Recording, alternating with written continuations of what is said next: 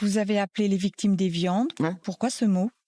Une viande, c'est quelqu'un qui utilise une seule main ou deux doigts pour taper sur un clavier, qui va mettre son prénom en guise de mot de passe, ou le nom de son chien, ou sa date d'anniversaire, qui n'a qu'un seul mot de passe. Une viande, c'est quelqu'un qui n'a pas de conscience numérique. Une viande, c'est quelqu'un qui, par définition, est destiné à se faire manger par des cybercriminels. Tu peux pas aujourd'hui, en fait, accorder 10 heures de ta vie à un écran, au numérique, sans comprendre ce qui se passe. Et les enjeux, les risques, comment se protéger. T'as pas le droit. T'as pas le droit. Ce qui se passe avec les cybercriminels, c'est qu'ils ne voient pas la souffrance qu'ils causent. Ils ont toutes les informations, tous les détails scabreux. Et à présent, on n'a aucun contrôle sur qui détient ces informations et sur ce qu'ils vont faire de ces informations. C'est comme de la dynamite. Si l'ordinateur qui contrôle l'oxygène ne fonctionne pas, l'hôpital paiera la rançon. Pourquoi? Parce que des gens sont sur le point de mourir. Jamais les pirates informatiques n'auront été aussi puissants qu'aujourd'hui. Ils profitent des failles de notre monde hyperconnecté pour s'y infiltrer. Ils s'en prennent à notre argent, à nos documents, et vont jusqu'à voler nos données les plus intimes. Toute la planète est frappée de plein fouet par cette nouvelle criminalité. Particuliers, entreprises, hôpitaux, écoles, administrations, rien ne semble arrêter les pirates. Alors, jusqu'où iront-ils? Des gens se sont aperçus qu'ils pouvaient gagner beaucoup plus d'argent en restant chez soi, sans prendre de risque. Vous n'avez pas besoin de braquer une banque et de venir avec un pistolet et puis voilà, le risque de vous faire tuer. Dans la cybercriminalité, il n'y a quasiment rien qui peut vous arriver. Vous êtes anonyme. Et puis finalement, de chez vous, vous pouvez pirater absolument n'importe quelle cible que vous choisissez. 6 000 milliards de dollars. C'est le montant astronomique dérobé dans le monde par les pirates selon des experts américains. En Suisse, cible riche, la cybercriminalité représente près de 40% des délits. Et le phénomène explose. L'an dernier, les cyberattaques ont augmenté de 26% en Europe et de 38% au niveau mondial. Le maillon faible, le avec un grand L, c'est l'être humain. Voilà. Si on a beau inventer tous les systèmes de sécurité possibles et imaginables, ça n'empêchera pas qu'une personne à qui vous téléphonez, vous demandez son nom d'utilisateur et son mot de passe, vous le donne. Ça arrive. Tomber dans le piège tendu par des cybercriminels, c'est ce qui est arrivé à un couple de retraités suisses. Christian était cuisinier, Dominique s'occupait d'enfants. Ils ont décidé de témoigner pour éviter à d'autres de se faire avoir. Au mois de mai 2022, j'ai malheureusement perdu ma maman, qui est décédée subitement. Nous avions des habitudes en commun, puisqu'elle habitait juste à côté de chez moi. Et ne voyant pas le store ouvert, je me suis un peu inquiété, puis j'ai été voir chez elle directement, puis c'est là que je l'ai trouvée décédée et allongée par terre. Donc il a fallu faire les démarches, appeler le médecin, le service des pompes funèbres, venir lever le corps, etc.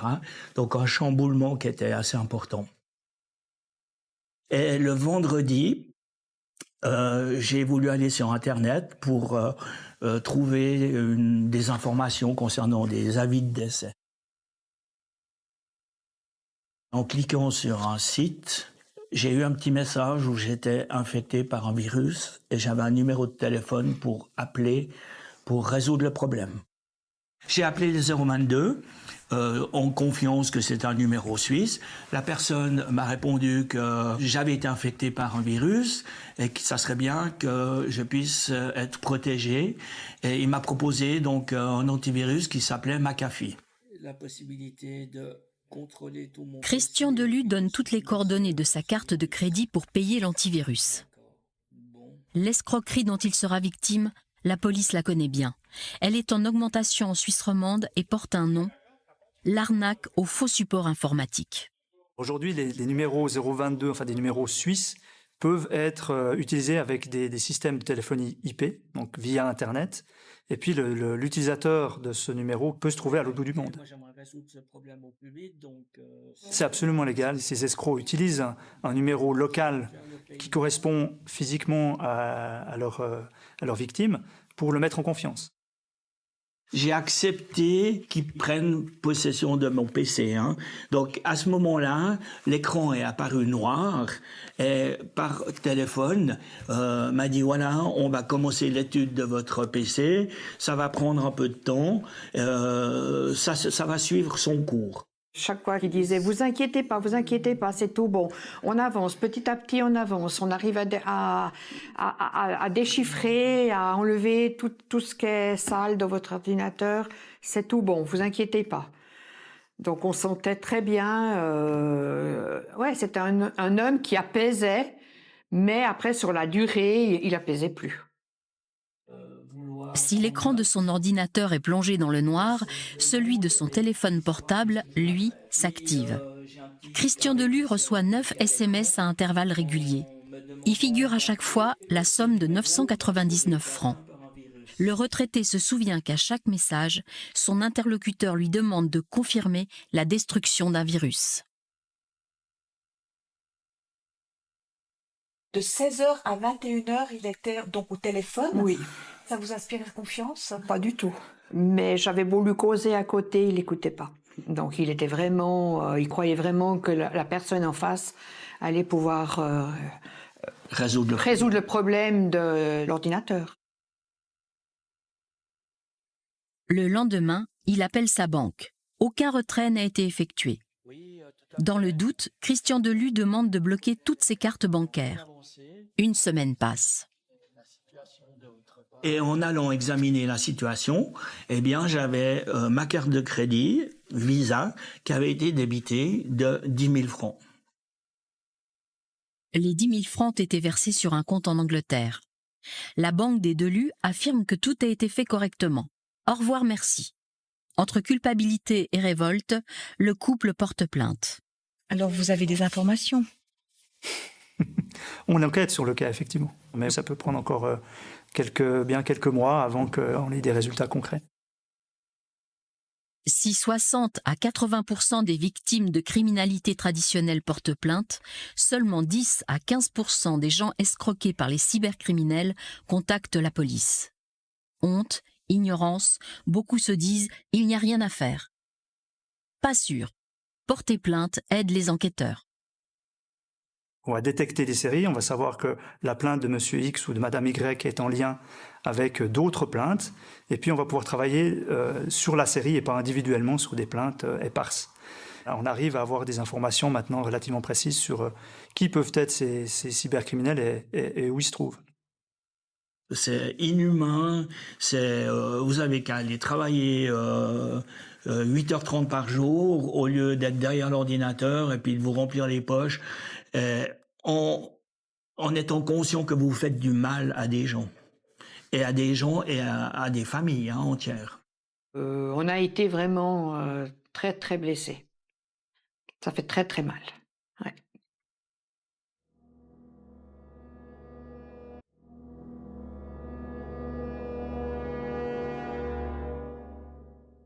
Je me définis encore comme hacker.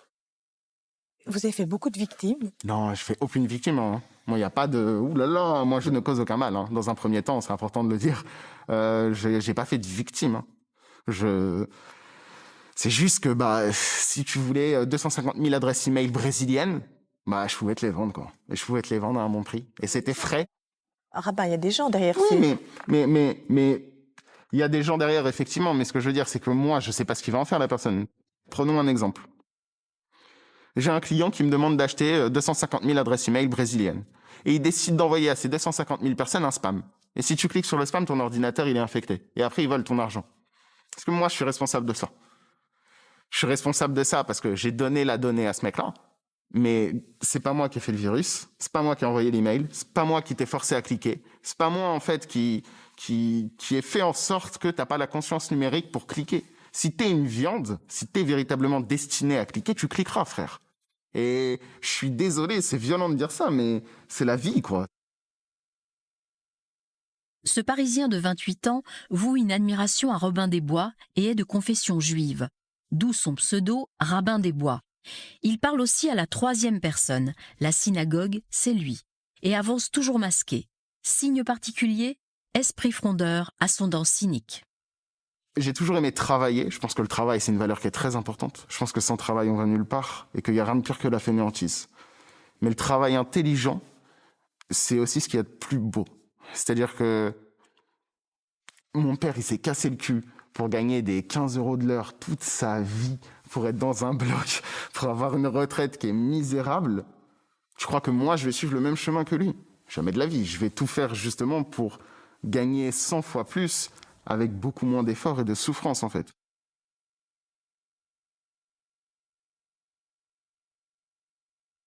Moi, j'ai perdu ma mère à l'âge de 13 ans et j'ai pris une gifle de lucidité où, en gros, c'est très compliqué, en fait, de grandir normalement quand il t'arrive quelque chose comme ça. Donc, j'ai eu tendance... Enfin, je n'ai pas eu de tendance, en fait. J'ai passé ma vie derrière un écran. Et j'ai trouvé sur l'ordinateur un véritable appel, en fait. Alors, ça a commencé avec des petites arnaques à gauche, à droite. Mais j'ai très vite réalisé qu'en fait, c'était le crime de demain et que tu pouvais gagner beaucoup d'argent sans avoir énormément de compétences. J'ai rencontré des personnes exceptionnelles au cours de cette carrière. Des gens que tu rencontreras jamais de ta vie. Tu n'entendras même jamais leur voix de ta vie. Mais tu es avec eux 10 heures par jour, en fait. Et tu parles de tout, de rien. Tu gagnes de l'argent avec ces personnes. Tu disputes avec ces personnes. Tu vis, en fait. Ma jeunesse à moi, personnellement, c'était ça, quoi. Il n'y avait pas de soirée, de foot, de trucs, de machin. J'ai passé ma jeunesse sur un ordinateur à me dire, OK, comment je sors de la merde? Comment je gagne de l'argent? La réponse, il l'a vite trouvée. Plongé dans le darknet, lieu de tous les trafics. Drogue, armes, logiciels piratés, pédopornographie, données et documents d'identité volés. Tout se vend et tout s'achète dans l'anonymat le plus total, sans possibilité de localisation. Se retrousser les manches pour explorer cette jungle virtuelle, c'est ce que nous avons fait. Nous avons acheté un ordinateur utilisé pour le darknet uniquement. Un spécialiste en cybersécurité nous a guidés et aidés à nous protéger, et puis go! Pour frôler ce peuple des ténèbres, il faut fréquenter les forums de discussion ou de vente. Moi, je vendais uniquement. J'ai vendu tout un tas de choses, hein. Même des choses que je vais garder dans ma tête. Parce qu'on ne sait jamais, la DGSI regarde toujours et qu'on ne voudrait pas qu'une bricole arrive à la synagogue. Des bricoles, il en est arrivé à la synagogue. Après un piratage qui a mal tourné, la police vient le cueillir chez lui. Il échappe à la prison, mais il a eu chaud.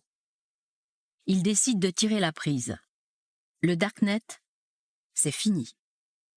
La dernière fois que je me connecte dessus, on est en 2017, après mon arrestation, quand je décide d'arrêter tout ce qui est crime, j'ai un truc genre 2500 contacts dessus, quoi. Moi, je perds des amitiés avec des mecs que j'ai côtoyés pendant longtemps. C'est dur, c'est très dur, mais c'est un choix que j'ai dû faire. Désormais, il s'est donné une mission. Alerter les gens sur les cyberdangers et développer leur conscience numérique. Livres, conférences, interviews, il est sorti du bois et sa reconversion est médiatique. Mais difficile de savoir si avec ses économies de hacker, il ne sera plus jamais sur la paille. Vous êtes riche, Rabbin? Je suis riche dans le cœur, bien sûr. La synagogue est riche du cœur, bien évidemment. Très riche même. Et puis du porte-monnaie? Du porte-monnaie? Ça dépend. Ça dépend. Ça dépend des jours. Ça dépend du cours du bitcoin, je vous dirais même. Combien de bitcoins? Oh, ça, c'est les questions qui se posent pas, ça. Parce qu'après, il y a Bercy, donc Tracfin, le fisc, qui regarde. Et après, la police retourne chez le jeune rabbin et la synagogue se refait menotter, en fait. Donc, c'est un secret. C'est pas un secret. Il faut avoir ma déclaration 2042, madame, ma déclaration fiscale pour savoir combien d'argent j'ai. Voilà. Désolé, vous ne saurez pas. Pas grave, il y a plus urgent. La cybercriminalité progresse à grands pas.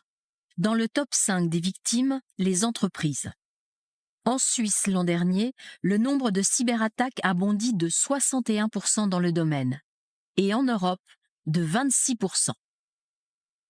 S'attaquer aux institutions, organisations, banques ou industries, c'est la spécialité des groupes organisés. Leur arme, les logiciels malveillants. En jeu, des postes de travail.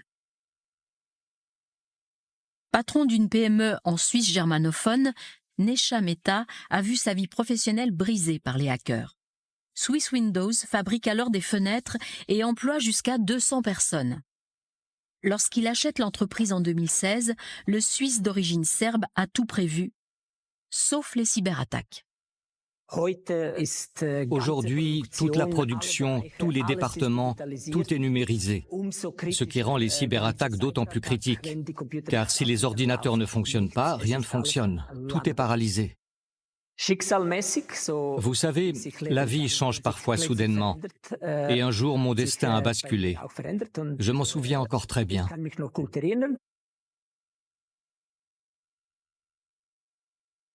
Tout était paralysé, les écrans étaient noirs, impossible de redémarrer. C'était un vendredi.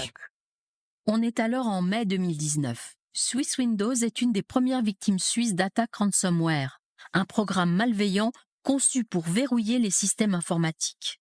Le but des pirates, obtenir une rançon pour rétablir l'accès aux données. Nous avons clairement informé la police. C'est un tout nouveau métier pour eux. Un seul policier est venu. Il en va de l'existence de 200 personnes et il n'y a qu'un seul policier qui vient et inspecte un peu. Grand moment de solitude pour le CEO et son équipe. Comment récupérer les données informatiques de l'entreprise? Les sauvegardes sont aussi infectées. Les hackers voulaient une rançon. À l'époque en Bitcoin, environ 1 million. Nous n'avons pas payé pour des raisons économiques. Comme nous étions les premiers ou parmi les premiers hackés, nous ne savions pas si, en payant, nous allions vraiment récupérer nos données. Aidé par une entreprise externe, Swiss Windows reconstruit tout son système informatique. La tâche est gigantesque. Les collaborateurs, eux, restent à la maison. Swiss Windows arrête de produire. Elle n'a plus accès à son calendrier de livraison. Et elle est perdue dans l'amoncellement des fenêtres prêtes à être livrées. Au début, les clients compatissent. Mais très vite, finit la pitié. Ils exigent des rabais importants pour les retards de livraison. Et finalement, cet événement avait pris tellement d'ampleur que Swiss Windows a manqué de liquidité. L'entreprise a dû déposer son bilan en février 2020. La faillite a provoqué un dommage énorme.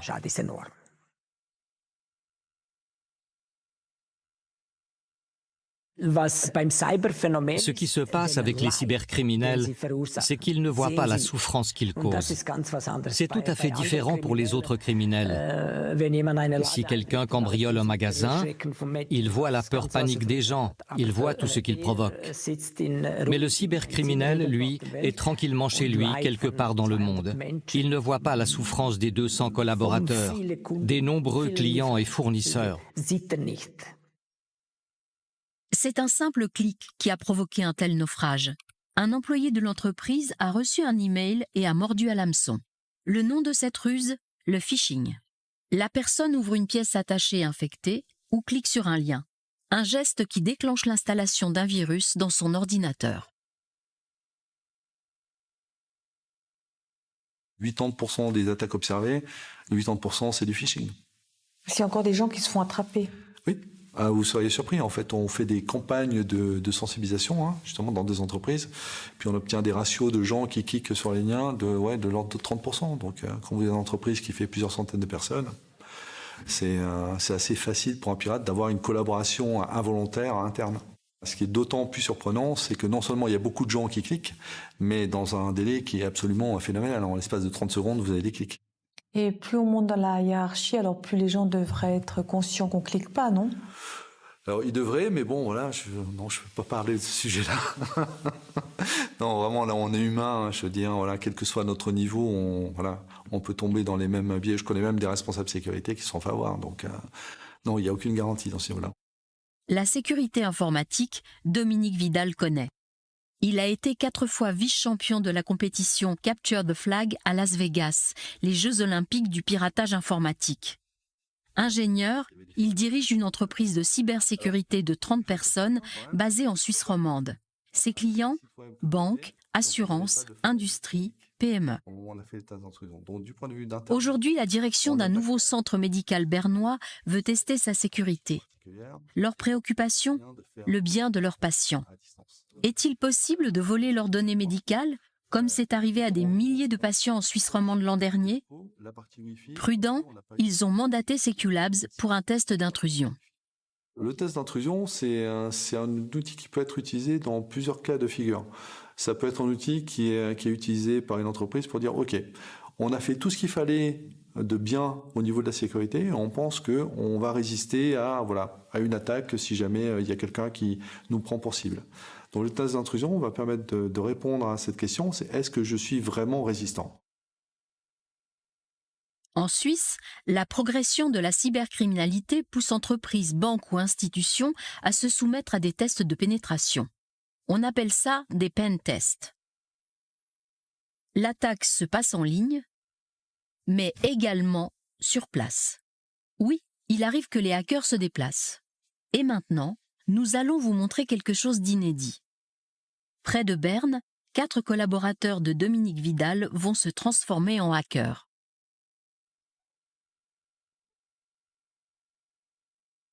Les faux pirates sont équipés de caméras cachées.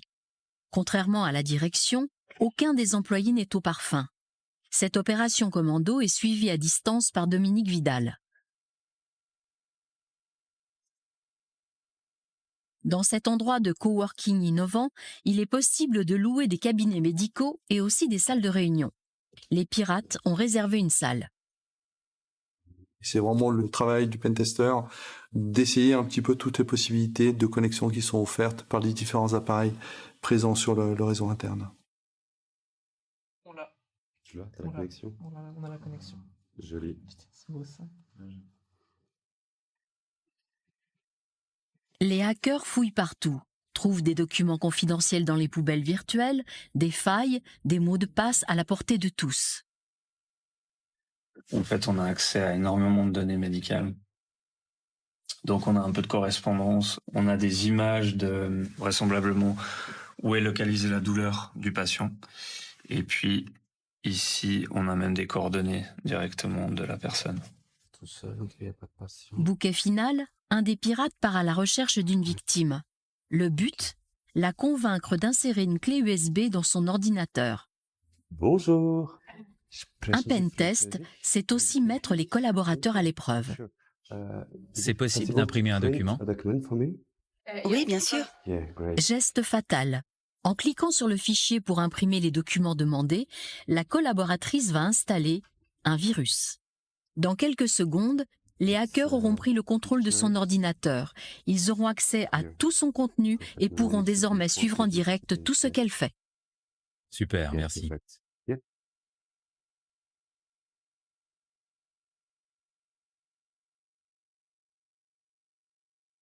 De plus en plus déterminés, les pirates sont désormais passés à une autre dimension, ils s'attaquent aux collectivités. Ils se jettent sur nos données personnelles et les exhibent sur le darknet si la rançon exigée n'est pas payée.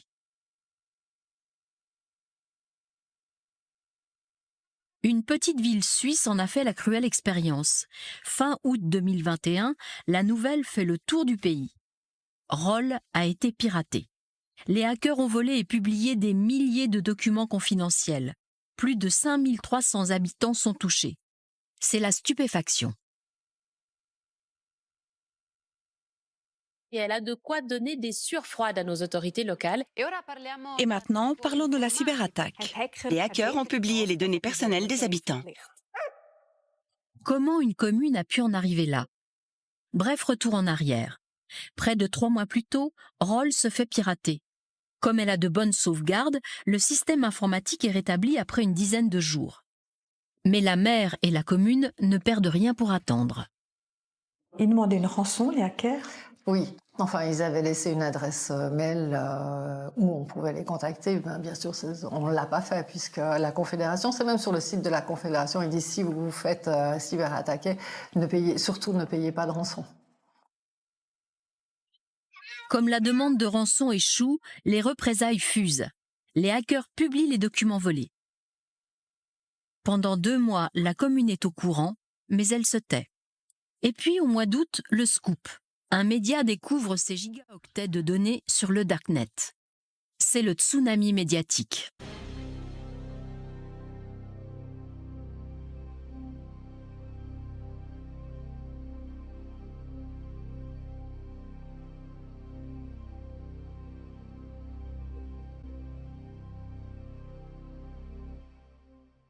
On n'a pas communiqué. Bon, je pense que ça a été notre grande erreur puisque on nous avait dit au départ de ne pas communiquer.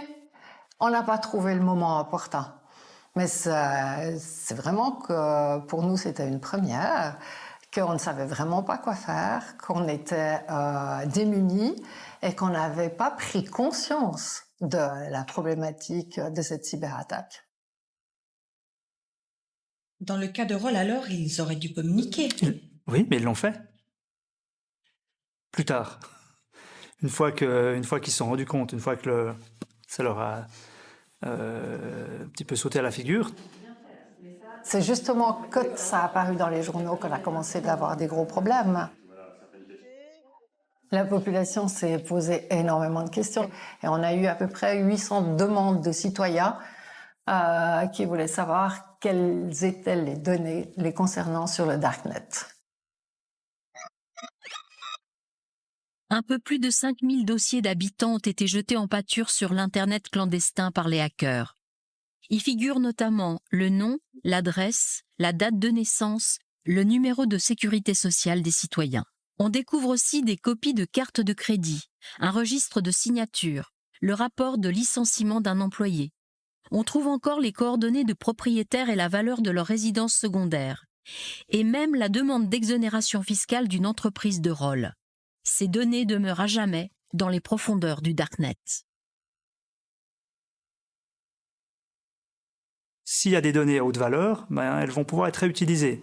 Alors réutilisées parce qu'il y a plein de vautours qui vont venir se jeter sur les données qui ont été publiées, alors soit par curiosité malsaine, ou alors simplement pour les réutiliser pour faire des malversations. Si vous avez des copies de documents d'identité, avec ces documents d'identité, des criminels vont pouvoir ouvrir des comptes, que ce soit des comptes financiers ou des comptes email ou des choses comme ça qui nécessitent la validation par un document d'identité. Les grands groupes comme Babook, Logbit ou Black Cat publient les données volées sur leur site, véritable tableau de chasse. Mais où sont installés tous ces criminels? On arrive plus ou moins à déterminer des régions du monde en fonction des différents phénomènes. Donc on sait que certains types d'arnaques simples sont faits plutôt par des ressortissants d'Afrique subsaharienne. Ce qui est des ransomware, on est plutôt dans la région qui est l'Est de l'Europe, voire l'Asie.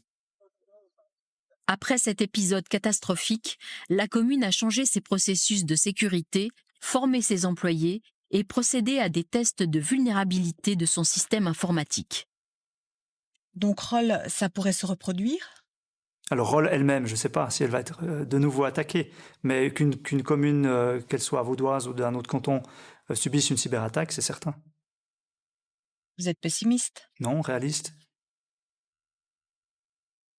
Et les faits lui donnent raison. Dans le monde de 2021 à 2022, les attaques ransomware ont augmenté de 35%. C'est un piratage toutes les 3 heures. Ce modus operandi est la signature des groupes organisés. Ils sont structurés comme des entreprises. À chacun ses compétences. Développer des virus, repérer de nouvelles cibles grâce aux failles de leur système informatique, pénétrer leur système et voler leurs données. Le commercial, lui, négocie le paiement de la rançon. Le comble, des équipes d'assurance qualité garantissent des virus zéro bug. Installés dans le monde entier, ces escrocs forment une vraie internationale du crime. Vice Society, c'est le nom de l'un de ces grands groupes. L'attaque de Roll, c'est eux. Ils appellent leurs victimes des partenaires et les présentent sur leur site avec un humour au vitriol. Ils répondent aux questions des journalistes, mais uniquement par email. C'était facile de hacker Roll? Oui, Vous avez choisi Roll au hasard? oui, Vous travaillez combien d'heures par jour? plus ou moins 12 heures. Parfois, on travaille pendant 24 heures. Quand on commence à attaquer, il n'y a aucun moyen de revenir en arrière, dormir ou faire autre chose. On n'éteint alors notre ordinateur que dans 2 cas. On a encrypté tout ce qui se trouve dans le réseau, ou ils nous ont repérés et bloqué toutes les voies d'accès. Vous avez peur de vous faire arrêter? Avant de lancer Vice Society, on a beaucoup discuté et lu à propos de notre sécurité.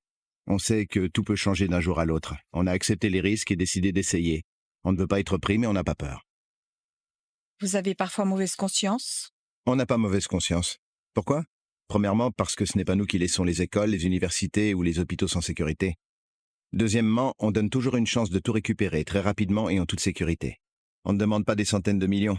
S'ils décident de ne pas payer de rançon, c'est uniquement de leur faute. La mère de Roll a passé une année terrible à cause de ce piratage. Vous avez quelque chose à lui dire? Vous auriez dû payer. On aurait pu vous aider et tout réparer très rapidement. À la prochaine, et on espère que vous serez plus intelligente.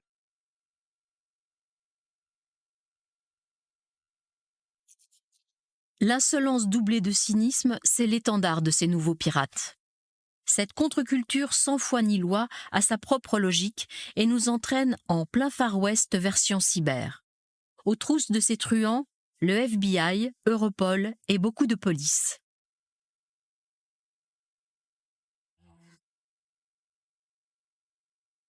Un homme les traque également, et il en a fait une affaire personnelle. Nous sommes allés à Berlin pour le rencontrer. Il a fondé une entreprise de cybersécurité avec 2 partenaires. Soutenus par le gouvernement allemand à hauteur d'1 million d'euros, ils ont développé un outil 100% germanique pour scanner le Darknet. Nous disposons d'une plateforme qui nous permet de suivre en temps réel les cybercriminels sur ce que l'on appelle le Darknet, de voir quelles sont leurs activités, quelles sont les victimes, c'est-à-dire les entreprises et les infrastructures qui les intéressent. Et de voir aussi quelles données volées sont peut-être déjà en vente, et surtout, quelles sont les opérations qui sont proposées pour éventuellement attaquer une future cible.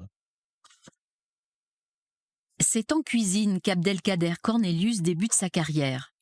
Il exerce son métier de cuisinier avec passion lorsqu'un drame secoue sa famille. Son oncle vend d'anciens objets militaires dans un magasin en ligne. Un jour, il est victime d'un piratage. Les hackers échangent son compte bancaire avec leur compte. Avec des cartes de crédit volées ailleurs, ils font des commandes sur le magasin en ligne de son oncle et encaissent l'argent. Son oncle sera tenu responsable de ces escroqueries. Et ça a été ma motivation personnelle. Comprendre comment, de nos jours, quelqu'un réussit à détruire une vie, toute une existence, avec un appareil, un ordinateur ou un smartphone. Mon oncle ne s'est jamais remis de cette dette. Il n'a jamais surmonté ce qui s'est passé et il est décédé avec le reste de ses dettes. Il avait combien de dettes? Au total, 476 000 euros. Il avait tellement honte qu'il s'est suicidé.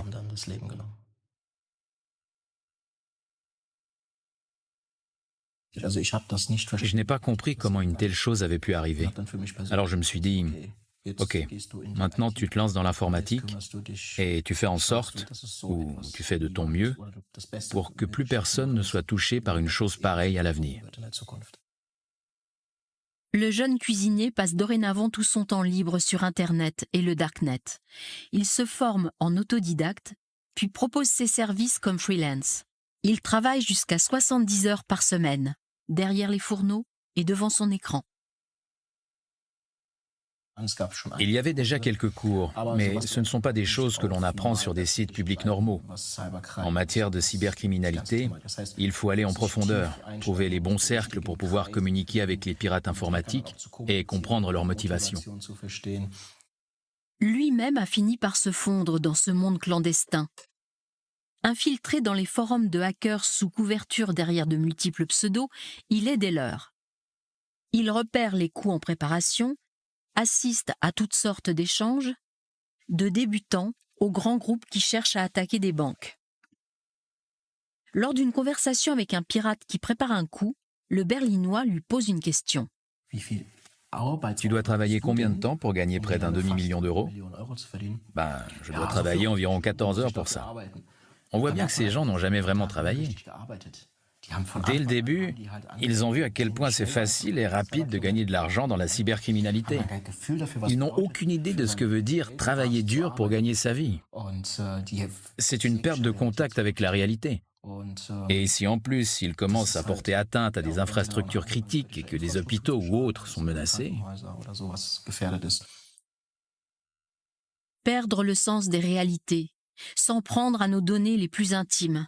Les pirates ont franchi une limite et le cauchemar est absolu.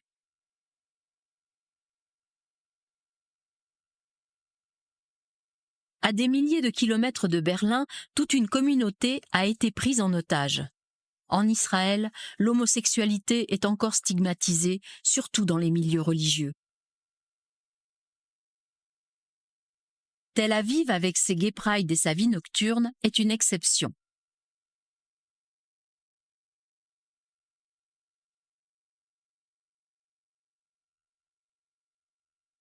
C'est dans cette ville ouverte d'esprit que Matan, historien, a fondé les archives LGBTQ israéliennes et juives. J'ai étudié dans un lycée privé pour musiciens et danseurs. En fait, tout le monde était gay, mais j'ai été le premier de l'école à faire mon coming out. Je l'ai fait en 8e année. J'étais donc très jeune. À une époque, j'étais une drag queen et mon père était inquiet parce que je mettais des vidéos ou des choses comme ça sur Internet. Il disait « ça te hantera toute ta vie ». Ça vous hantera uniquement si c'est un secret. Si vous parlez ouvertement de votre vie, personne ne peut utiliser des informations contre vous. Et donc personne n'avait de pouvoir sur moi. Comme des milliers d'homosexuels, Matan est alors sur Atraf, le plus ancien site de rencontres LGBT en Israël. Il a un compte depuis 20 ans.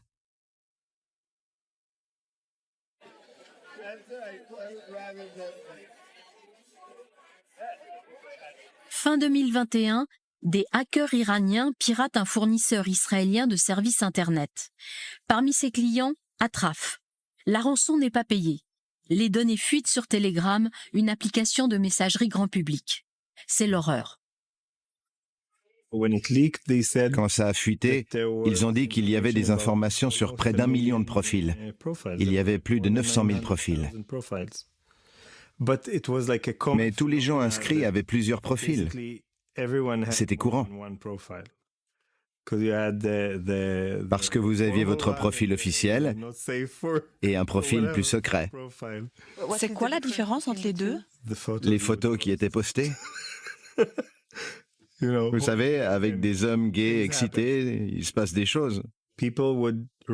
Les gens écrivaient pour eux-mêmes, par exemple, des commentaires comme « celui-ci a une grosse bite »,« voici le nombre de centimètres de bite qu'il avait », ou « celui-là m'a refilé des morpions ». Les gens écrivaient leurs mémos pour eux-mêmes, et puis tout a fuité.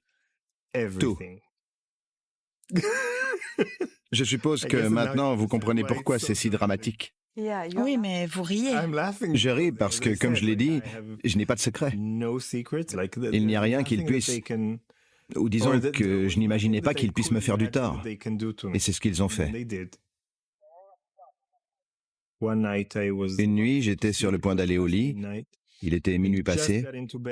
Je me suis couché et j'ai reçu un SMS en hébreu. Vous êtes LGBT. C'est la raison pour laquelle vous devez être exterminé. Vous méritez une punition très sévère. L'expulsion du pays et la mort.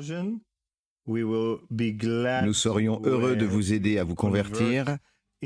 Envoyez un message au numéro WhatsApp, blablabla, pour obtenir de l'aide. Vous êtes seul à la maison, vous lisez ce message, et soudain, vous ne ressentez plus ce sentiment de sécurité dont je vous parlais tout à l'heure. Soudain, vous vous dites, « Attends une seconde. Quelqu'un a mon numéro de téléphone et sait que je suis gay. Maintenant, il y a une faction homophobe qui me veut du mal et elle sait exactement qui je suis.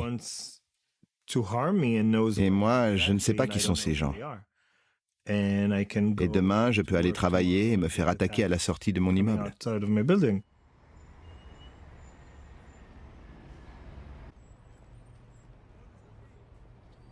Aux premières loges pour calmer la panique soulevée par la publication des données, Agouda, l'association pour l'égalité LGBT en Israël.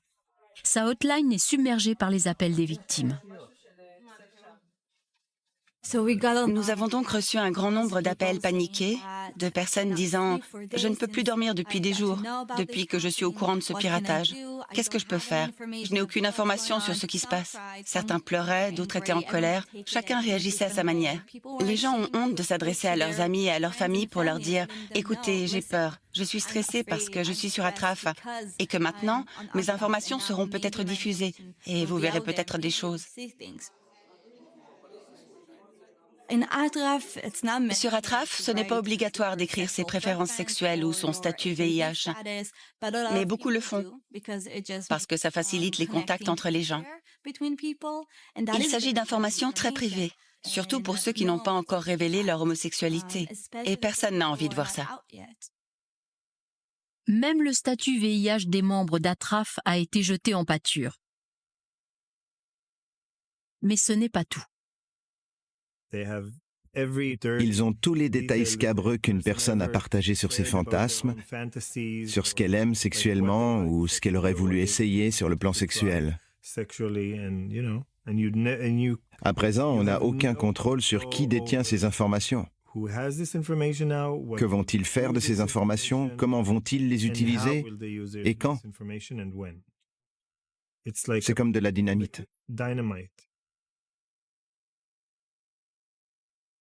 Voir sa vie dynamitée, c'est ce qu'a vécu un jeune homme gay de la communauté juive ultra-orthodoxe.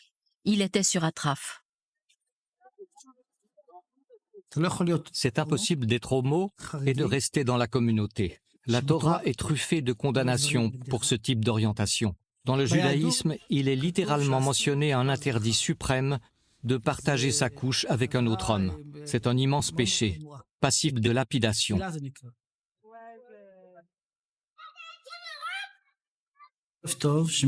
Mon nom est Moshe, j'ai 34 ans. Je suis né à Bnei Brak, grande ville ultra-orthodoxe. Depuis l'âge de 6 ans jusqu'à 18 ans, on apprend tout sur la Torah. Et le parcours habituel est de continuer en yeshiva.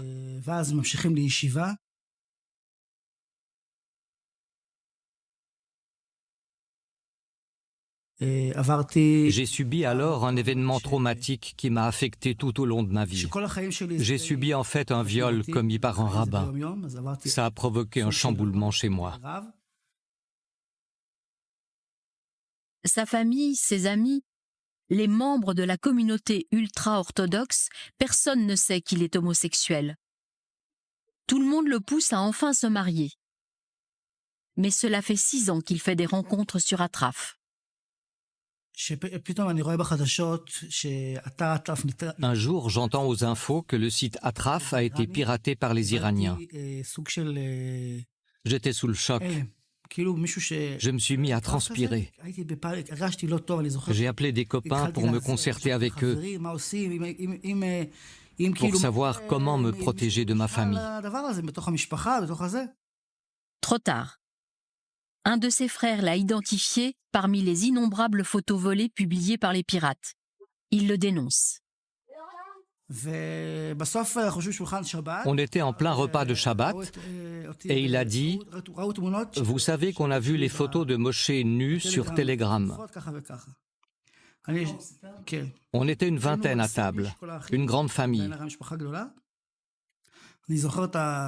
À ce stade, je me suis levé, j'ai pris mon sac, mon portable, et je suis sorti dans la rue. Je ne suis jamais revenu à la maison depuis.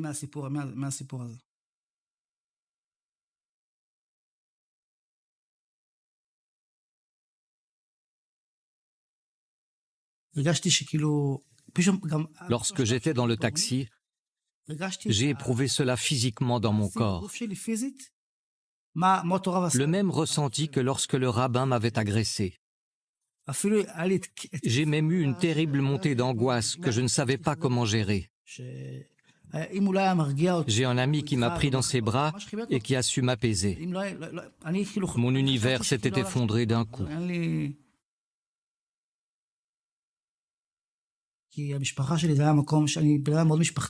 Ma famille était essentielle dans mon existence. En plein Covid, toutes les fêtes, tous les événements qu'on célébrait en famille, je les passais désormais seul, entre quatre murs, dans mon studio à Tel Aviv.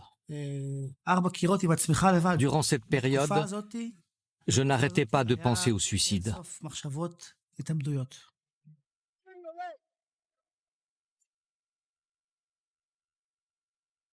Des amis le poussent à consulter un psychiatre. Il remonte la pente et grâce à un médiateur de la communauté ultra-orthodoxe, il a renoué des liens avec sa famille.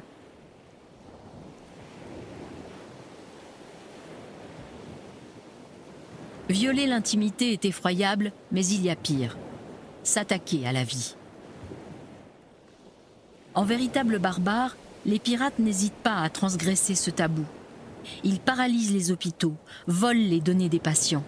Fin 2022, l'Agence de l'Union européenne pour la cybersécurité a publié un rapport. Ses conclusions, le secteur médical est particulièrement en danger. Dans le monde, des milliers de centres hospitaliers ont été piratés. Aux États-Unis, un bébé est même mort à cause d'une machine bloquée. Pirater un hôpital, c'est du terrorisme. Il s'agit de tuer des gens, de perturber toute une culture, tout un pays. L'hôpital va payer. Pourquoi? Parce que des gens sont sur le point de mourir. Si l'ordinateur qui contrôle l'oxygène ne fonctionne pas, l'hôpital paiera la rançon. Ilan Greiser sait de quoi il parle.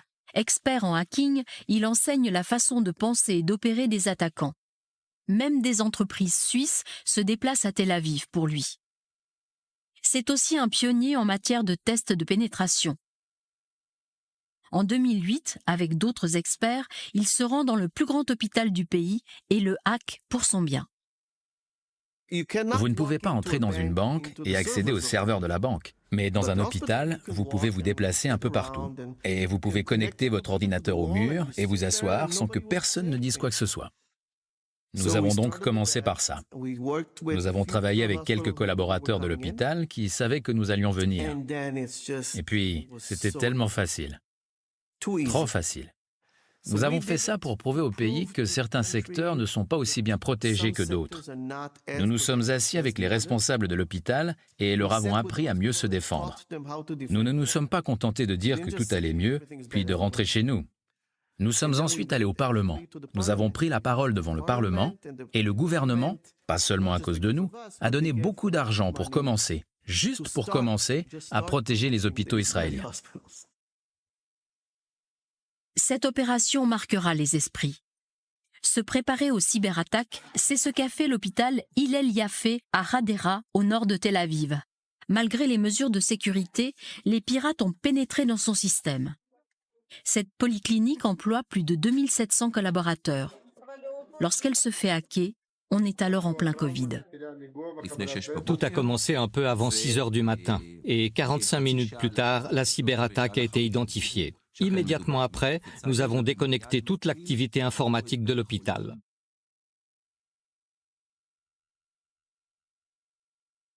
Par chance, il n'y a pas eu de vol de données. Mais si les appareils médicaux électriques, tels les scanners ou les respirateurs, marchent, les ordinateurs, eux, sont hors service. Pour analyser cette crise, l'hôpital a tout filmé dès les premières heures.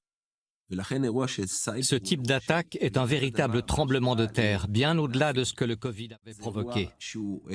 En matière de gestion d'hôpital, c'est le plus grand défi.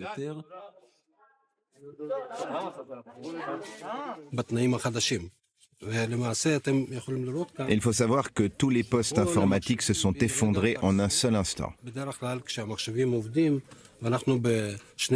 Quand les ordinateurs fonctionnent, en 2 clics, nous accédons rapidement aux bases de données. Par exemple, les précédentes interventions que nos patients ont subies, leur historique médical. Toutes ces informations que nous pouvions avoir très facilement ne nous étaient plus accessibles. Comme vous pouvez le voir là, nous avons ressorti les dossiers à remplir manuellement. Ceux-là même que nous avions utilisés lorsque j'étais encore en stage il y a 30 ans. L'hôpital s'organise pour poursuivre ses activités et la direction communique immédiatement la nouvelle à tout le pays. Décision plus exemplaire encore, elle transforme cette cyberattaque en cas d'école. Nous avons ouvert nos portes aux responsables de tous les hôpitaux du pays pour venir observer dès les premières heures ce qui se passait chez nous. Tous les spécialistes des hôpitaux étaient invités à circuler dans la salle des urgences, les salles d'accouchement, les salles d'opération, pour voir et tirer la leçon de ce que nous étions en train de vivre.